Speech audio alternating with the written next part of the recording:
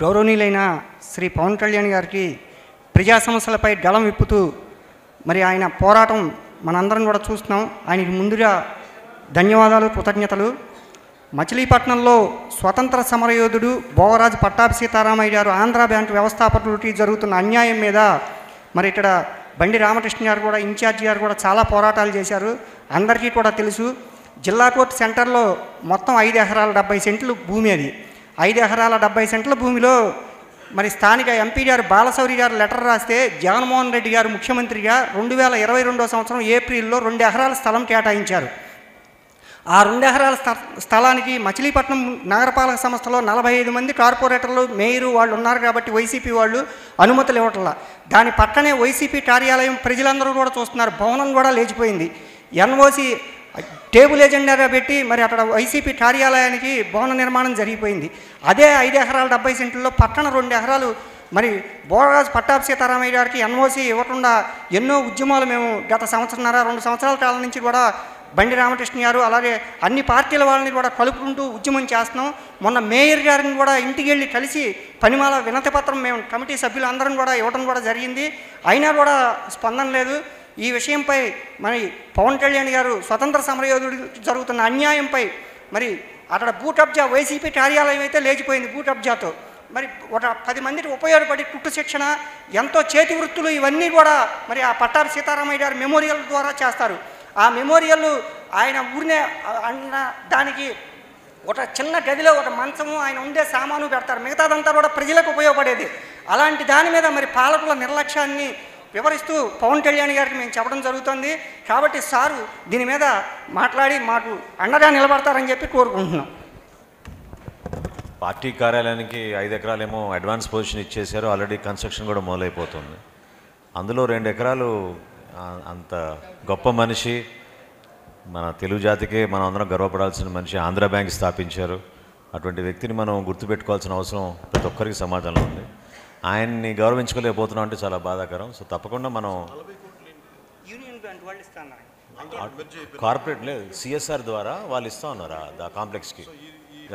ఆయన పేరుతోటి shopping complex, administrative block ఒకటి నిర్మాణం చేయాలని దానికి 40 కోట్లు యూనియన్ బ్యాంకే స్వచ్ఛందంగా ఇస్తామని ముందుకు వచ్చారు. స్వాతంత్ర సమరయోధులు భోగరాజు పట్టాభి సీతారామయ్య గారి స్మారక భవనానికి సంబంధించింది. ఈ రోజున ఆంధ్ర జాతీయ కళాశాలకి ప్రారంభించిన వాళ్ళు కూడా ఆయన కూడా ఒకరు. అలాగే ఆంధ్ర బ్యాంక్ స్థాపించిన వారు ఫౌండర్ ఆయన. చిన్నప్పుడు ఈ ఫోటోగ్రాఫ్ చూస్తుంటే చాలా సంవత్సరాల తర్వాత చూస్తూ ఉన్నాం. భోగరాజు పట్టాభి సీతారామయ్య గారి ఫోటోగ్రాఫ్ ఇప్పుడు స్కూల్లో చదువుకున్నప్పుడు చూశాను ఆయన ఫోటోగ్రాఫ్. ముఖ్యంగా Andhra bank union bank of ఇండియాలో విలీనం చేస్తున్నప్పుడు ఒక్క ఎంపీ కూడా నోరెత్తలేదు, ఒక్క వైసీపీ ఎంపీ కూడా నోరెత్తలేదు. వీళ్ళకి కావాల్సిందంటే వీళ్ళ క్రిమినల్ కేసెస్ని లేదంటే వీళ్ళ కాంట్రాక్టుల కోసం లేదంటే సిబిఐ కేసుల కోసం 100 సార్లు మాట్లాడతారు. కానీ అసలు ఆంధ్రప్రదేశ్కి తలమానికమైన ఒక ఆంధ్ర బ్యాంక్ని విలీనం జరిగిపోతుంది అడ్డుకోవాలి, కనీసం నిరసన కూడా తెలియజేసేంత స్థాయి లేదు మన ఎంపీలకి. ఈ రోజున ఏ స్థాయికి వచ్చిందంటే 40 కోట్ల రూపాయలు సిఎస్ఆర్ ఫండ్స్ కింద యూనియన్ బ్యాంక్ ఆఫ్ ఇండియా ఇస్తానన్నా కానీ దాన్ని వాడుకొని స్మారక భవనాలు నిర్మిద్దామంటే ఇక్కడ స్థానికంగా ఉన్న ఈ స్థానిక ప్రభుత్వం పర్మిషన్ ఇవ్వట్లేదు. అది మన దృష్టికి తీసుకొచ్చారు. ఇది వాళ్ళు భోగరాజు గారు లాంటి వాళ్ళు కులాలకి మతాలకి అతీతంగా పనిచేసిన వ్యక్తులు వారి సొంత ఇదే విదేశాల్లో అయితే ఎప్పుడో 400 సంవత్సరాల క్రితం 500 సంవత్సరాల క్రితం వాళ్ళకి స్థానికంగా వారి దేశం కోసం వాళ్ళ వ్యవస్థ కోసం పనిచేసిన వ్యక్తుల భవనాలని కానీ వారి చిహ్నాలని కానీ చాలా స్మారక కట్టడాలుగా చాలా జాగ్రత్తగా పదిలంగా ఉంచుకుంటారు. అలాగే ఈ రోజున ఈ స్మారక భవనానికి అలాగే ఆయన ఉండిన నివాసాన్ని కూడా స్మారక చిహ్నంగా చేయాలి.